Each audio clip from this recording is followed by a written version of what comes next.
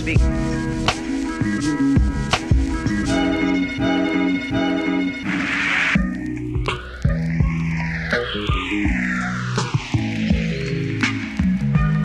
How you doing? I'm George Foreman III, owner of the club in South Boston. Cool. So George, you want to just tell us a bit about the gym? You know, when you started it, how it's been going so far? Yeah. Started the gym about 2 years ago, or the concept, and spent about 1.5 years in development, about 7 months in construction, and we were lucky enough to open the doors January 2nd, day after New Year this year. So how's it been going so far? Great. You know, we have a lot of new members. You know, when we first opened, we only had about 4 people who had ever boxed before. And now we have about almost 800-900 people here, and we have at least 20 or 30 fighters, people that want to fight. So it's really exciting. Why did you pick Boston of all the places to open the gym? The reason I picked Boston is, I looked at other markets, and the statistics told me there was a high demand for fitness. And over 25% of the population has a gym membership in Boston, putting it at #1 in the nation. So I saw that it's a strong demand as opposed to an oversaturated market. That was #1. #2, average price paid for a gym membership, $91, third in the nation. And I saw boxing gyms charging $130 a month. So I figured if I was going to wing it, why not wing it in a place where the market indicated that there was demand, and also the culture. Some of the greatest boxers ever, Marciano, Pender, the great guy who, Marvin Hagler, all these and other names, many other names, came from the city. It's a fighting city. In fact, if you're not careful in South Boston, somebody will pick a fight with you over nothing. All right, great. So, what's been going on with your boxing career? You're obviously, preoccupied a lot with starting the gym and coaching, but are you planning on fighting again? Yeah, I'd love to fight. I have only fought once in the past 2 years, just under 2 years, and I'd love to put the gloves back on and get back in there. There's no better way to hone your craft than to really compete. My gym is my priority, my members are my priority, the people I'm training are my priority. If I can find time with boxing being second place to be in tip-top condition, I would love to be in the ring as early as the summer. Great. All right.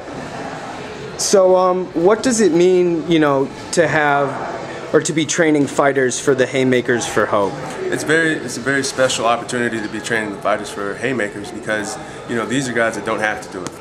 They all have their own careers, many of them successful, but there's something in them that wants to do 2 things, help others and fight. And I love it because it's an outward physical showing of something that goes on internally in these people. And all the guys that are doing Haymakers are very gritty.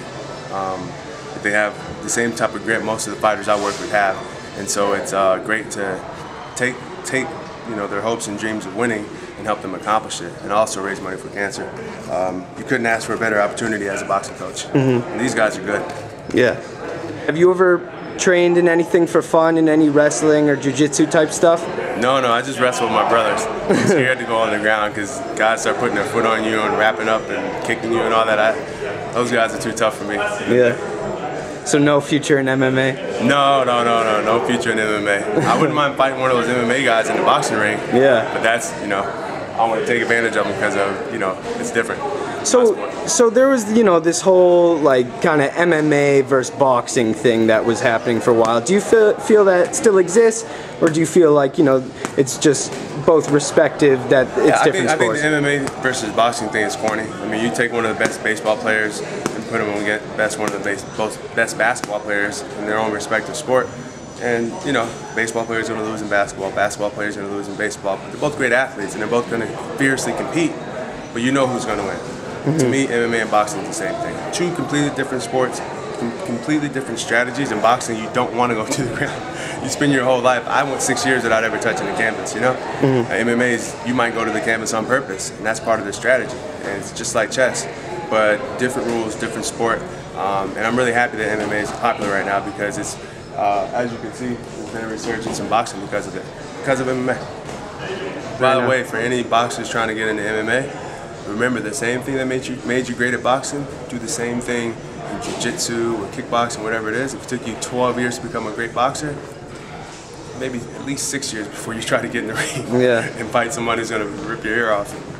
So how is the rest of the family doing? Everybody's great. Everybody's Even though I live in Boston, I get a chance to visit with my father at least once a month. And I'm really excited about that. He's given me a lot of great tips on how to run my gym. Too many tips. But everybody's great. That's great. But we're up to 8 Georges now. 8. 8? Yeah, my 2 nephews, 7 and 8. Well, that's great. Congratulations. All right, George, thank you very much for your time. All right, nice to meet you. All right, thanks.